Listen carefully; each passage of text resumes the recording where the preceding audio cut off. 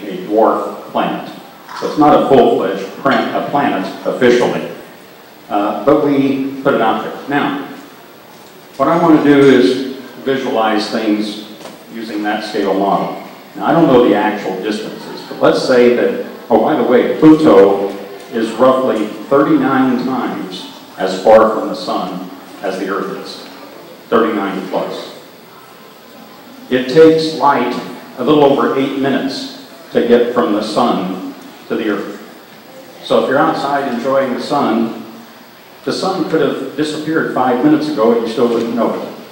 Okay? Probably won't happen, but just some perspective. It takes light, I believe, a little over 5 hours to get to Pluto. Okay? So, let's say that Pluto, on our scale out here, is 30 feet from the sun. That's scale distance. Now, using that scale distance, our closest star to the sun is something called Proxima Centauri, if I'm pronouncing that right, and that's 4.22 light years away. Now, that nearest star on that scale, if we went toward Columbus, Ohio, the nearest star would be located just short of downtown Columbus, at the scale of the solar system model out here. Okay? Another well-known star, Polaris, or the North Star. At that scale, Polaris would be located at about London, England. Okay? And the center of the galaxy, where would that be? Anyone want to guess? Just about where the moon is. And Sherry mentioned earlier, the moon's about 240,000 miles away, I believe you said. And that's just about how far away the center of the galaxy would be on the scale of the solar system model out here. A little exercise I've given to my students, I say, if you had a spaceship that could travel 1,000,000 miles per hour, 1,000,000 miles per hour, I don't think we have any that go quite that fast yet. How long would it take on that spaceship to get to our nearest star, besides our sun, of course, which is a star? And we have lots of guesses, from hours to a few days. The actual answer, I believe, is something like 2,800 years. Okay? So that helps me kind of imagine the actual scales that we're talking about here. Okay, so enough of statistics. You might wonder why we scheduled this on a day with such beautiful weather. The actual, honest-to-goodness reason we scheduled it tonight, was because of this. This is what the sky would look like if you could see it right now. We have the moon, and just below the moon is Jupiter. Now, before I zoom in, somebody just pointed out to me,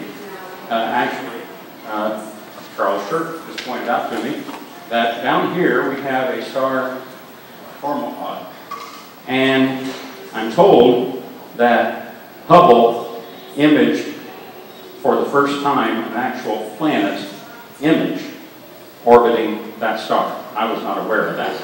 And so we've discovered other planets outside of our solar system through various means, but that apparently is the first actual image of a planet that has been obtained. It was done by the Hubble.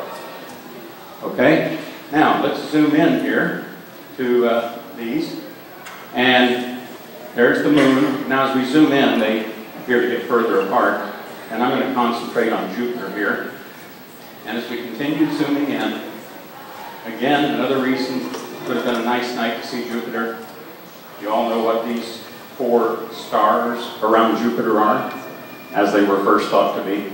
Those are the 4 Galilean moons that was mentioned earlier.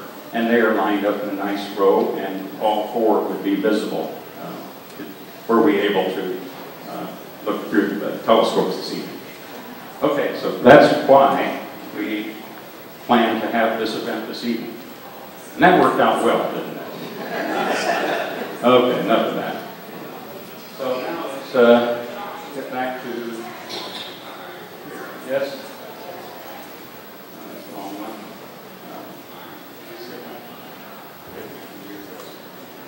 Okay, this is, I'm going to try to make this as brief as I can, why we're here. Now I want to acknowledge some credits. I did not create this PowerPoint presentation. I stole it, but with permission. Most of it came from NASA, essentially, the people who provided the pictures to it. But I want to acknowledge one individual who went to a lot of trouble. I've taken 2 or 3 slides from his presentation. His name happens to be Bill Pardue from the Arlington Heights Memorial Library in Arlington Heights, Illinois. Just a acknowledgement, since I'm using some of his creative work, although he used part of the stock show for that. Okay, so this is what we're here for, and this is what you just saw. And this is the Galactic Center. Now, actually the center is here, not really at the center of the picture. The Galactic Center is a little bit off-center here, out here. Okay? These are the 3 components of this composite image. This image is the image that was put together by images from 3 different space telescopes. So if we go on, you see the second picture that was unveiled, and on the actual picture you can actually read the inscriptions. I doubt that you can here. Let's move to here, and this shows the 3 telescopes that produced these 3 images. These are the 3 images that were put together to provide the composite. Okay? And you've already been shown pictures of the Hubble, the Spitzer, and the Chandra. They have kind of different shots, but they complement one another, and this composite picture kind of takes advantage of that for kind of a spectacular presentation. If we go on, shows the 3 images being merged into one, or at least a graphic indicating that. And here we'll talk about what's going on. You saw earlier a slide about the electromagnetic spectrum, but they're Galileo and so-called standard telescopes use visible light. They collect light that the eye can see, and the bigger the telescope, the more light they can collect, the better pictures, and so on. Visible light is this area right in here of the electromagnetic spectrum. A very small area of the spectrum, actually. And the electromagnetic spectrum starts down here at radio waves, down below AM radio.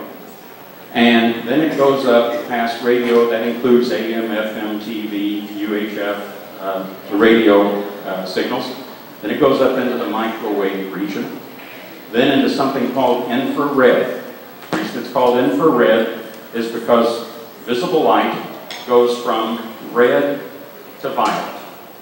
If I remember Roy G. Biv, who invented visible light, Roy G. Biv, red, orange, yellow, green, blue, indigo, violet.